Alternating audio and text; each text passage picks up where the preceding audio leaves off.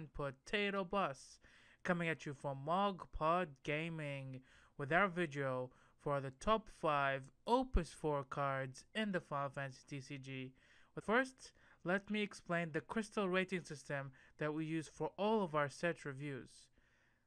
We gave the cards a rating out of 5 in terms of the individual strength of the card and how likely are you to use it in a good deck, and then we gave it a synergy score of 0, +1, or +2 in terms of how much it can combo and synergize with other cards to make it even better. Cards 5, 4, and 3 are going to be snippets from the set reviews because I think that I could not have said it any better, but I'll have a little more to say about our number 2 and 1 spot in this list. Remember, this is all just my opinion on what the best cards are and the cards that are most likely going to be seen in competitive play. So at number 5 is Magic Pot. Magic Pot! It costs 1 CP. Full of hot air? Oh god. I think that's gonna be our worst one to date. You just sprung that on us. We were not prepared for that. Okay. Anyway, so 1 CP, it's a multi-card. And it's a monster. I'm sure everybody knows Magic Pot by now, but just for the sake of completion. Magic Pot comes into play dull, and you can spend 1 Earth.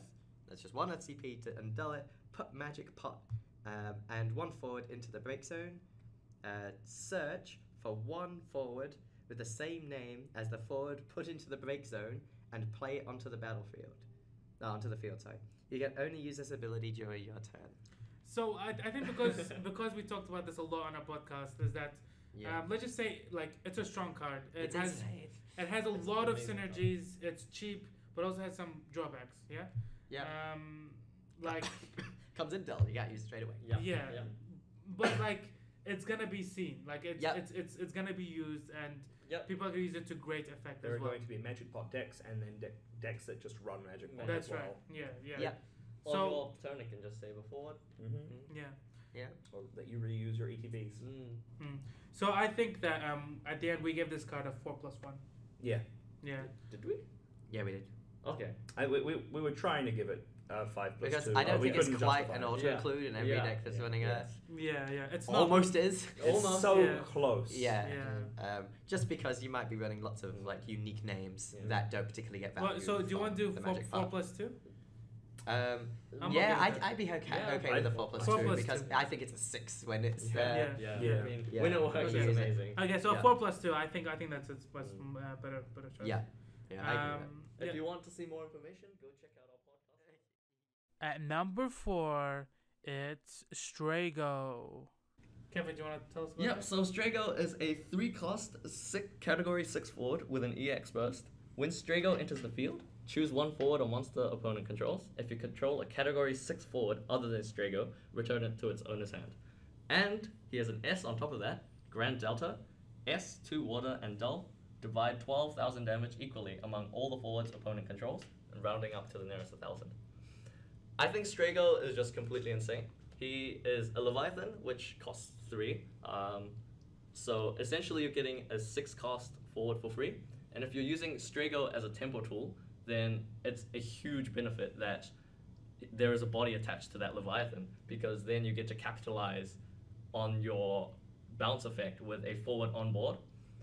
He's also a category 6 character, which goes well with all the cards that care about category 6 characters. And he himself cares about category 6 characters, so he has quite a lot of synergy effects there. He's situational Leviathan, though. Yes, a situational Leviathan. So you can respond to killing their other 6 characters, 6 forwards to stop the Leviathan. And that's where I think a lot of his power comes in, from the synergy effects. So we have Gal, which is very cheap, so you're not really sad about losing him. And then Gal can bring back in Cleon, which generally prevents almost anything that can kill Strago, or not Strago, the other 6 forward that you have on your turn, because if you have Cleon in play, then they can only respond with abilities, all of which you can see on board. So you know for sure whether your Strago is safe or not. And so that's why... In that scenario, you can also use Gao to bring back a monster that could deal with a onboard monster that your opponent has. Yep. For Yep. them. Yep. So you can take away their chance Yeah. to use their ability to kill the other 6 character. What about his S ability? Ah, How relevant is that? I think his S ability is pretty relevant, especially since you just bounce the forward. Then that means they have less forward, so the S can deal more damage to 1. And that would be very good. And even if they have like 4 forwards, Water in this opus and in the previous opuses got a lot of AoE power reduction as well. So if you combo this with like a Cagnazo on the same turn, you can potentially just wipe a board. Yeah. So what would you give this card? I think this is one of the strongest cards in Water. I give it a 4 plus 2, giving it a grand total of 6. If you take into account all the At number 3, it's No. This is a terrifying card. yeah. It's a 3-drop backup called No. And it reads, when a forward you control attacks, choose one backup you control and activate it. It's also a Moogle. Yes. This card's ridiculous. This card This is card very ridiculous. is just utter bananas. Like, Obviously with Zemus, Yeah. your whole board your becomes whole unblockable. board is unblockable. Yep. Yep, and even with that out of the way, Yep. still a really good card. Yeah. Yeah. Every Like, attack yeah. gives you a CP of resources. Yeah. Like, I played Edge, the little Edge, that when he does damage to your opponent, you activate all your backups, just because that is an insane effect. I ended up taking him out because he died Yeah. for free too much. This is on a backup, so it's not often going to die. And sure, you don't get to activate all your things for getting 1 through connected, but you could just like party attack and like activate like Do you get 2 Or- activations on a party or 1?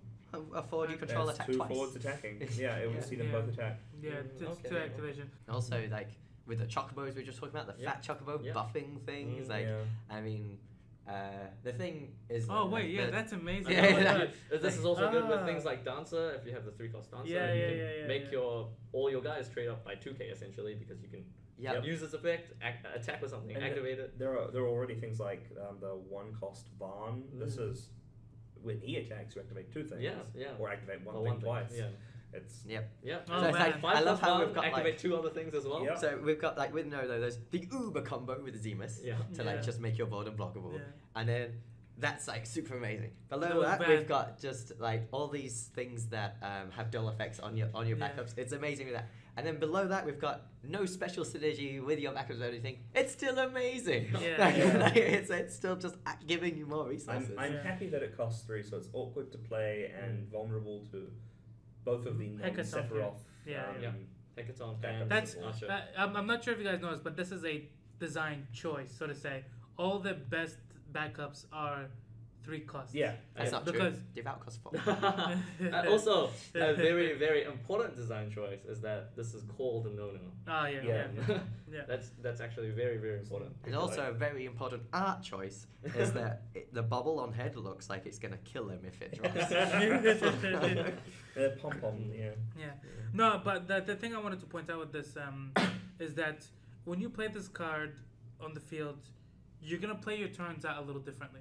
Yeah. Yeah. So with this, no, you're gonna have to like, instead of just going your turn, going straight to battle phase and attacking, you're gonna have to play something so you can make use of those backups that you were dealing, which actually might make you more vulnerable to EX burst. So that's like a unforeseen downside of it. Yeah.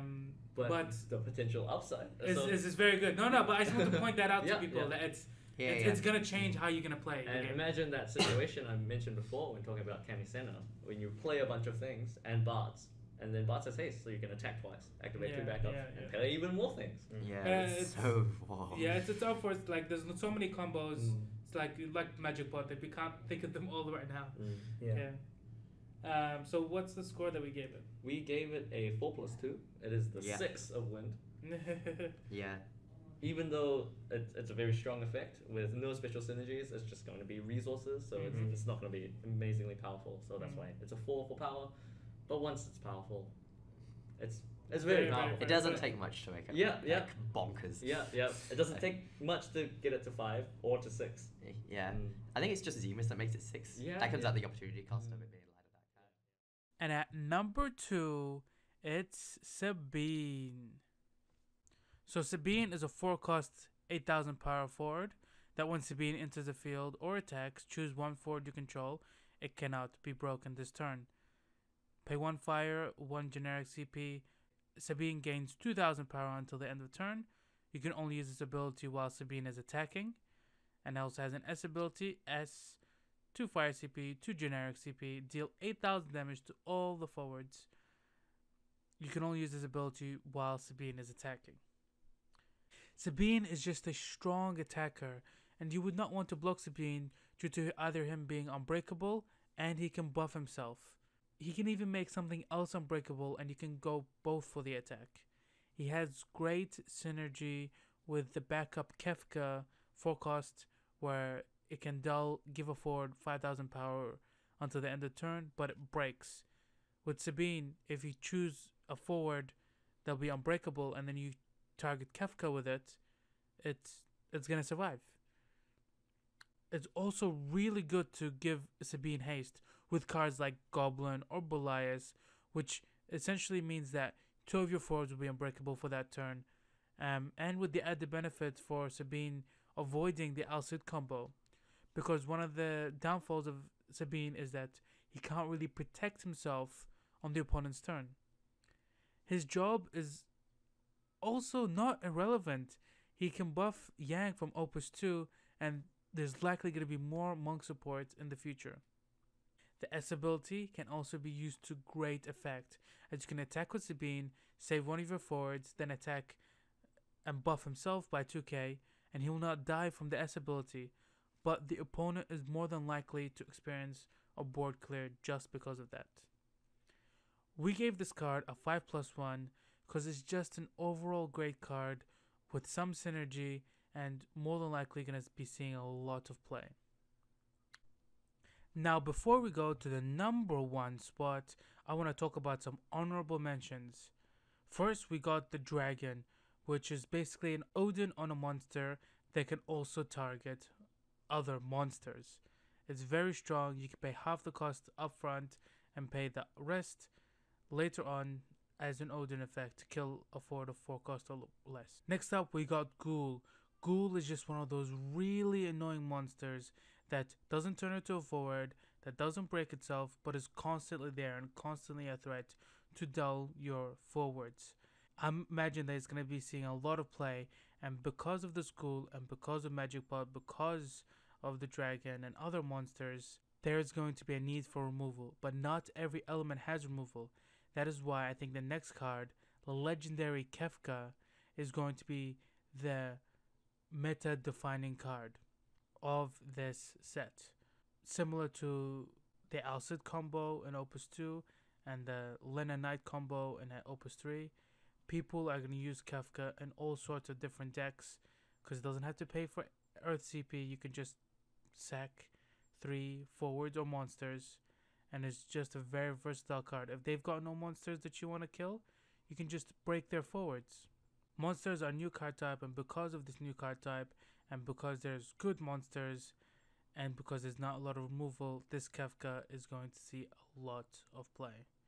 But in terms of raw power and synergy, Kefka doesn't quite make the cut, and we're going to have to go to the number 1 spot with Seles. Seles is a 4-cost 8000 power forward. When Seles enters the field, choose 1 character, freeze it. When Seles deals damage to your opponent, choose 1 dull forward opponent controls, deal it 4000 damage. Runic, S1 Ice, choose 1 summon, cancel its effect, activate Seles. Seles is just one of those really annoying cards to play against. Being able to freeze a forward monster or a backup is incredibly strong. I'm glad that the creators knew that this ability is a very strong ability, and for it to be put into a legendary card. I mean, playing this card on turn 1, 2, or 3 and freezing a backup will completely destroy your opponent's curve and make them play inefficient even for just that 1 turn. This ability itself is the reason why it actually bumped it up to the number 1 spot. But she has other abilities. When she deals damage to the opponent, she can deal 4k to a dull forward, which can also be comboed with the new Black Mage from Opus 4 to deal another 4k to destroy an 8k or lower power forward. And her S ability is also just insane because Even if it's just there to scare your opponent for not doing any summons, it's done its jobs. As an opponent, you wouldn't want to be playing cards like Bahamut or Sildra or the new Raiden summon from Lightning. Even if they play a smaller summon like a Leviathan, you're more than happy to counteract that as well. On top of that, when you use her S ability, she activates for no apparent reason. Did I mention that she is an on-curve 4-drop 8,000 power forward in Ice that can also be used with Devout? Which, by the way, Devout is the quintessential example of a 5+2 card in our rating system. I mean, Seles is just a great card, and you're more than likely going to be seeing her in the competitive scene. So I urge any Ice players out there to try her out, and you will not be disappointed.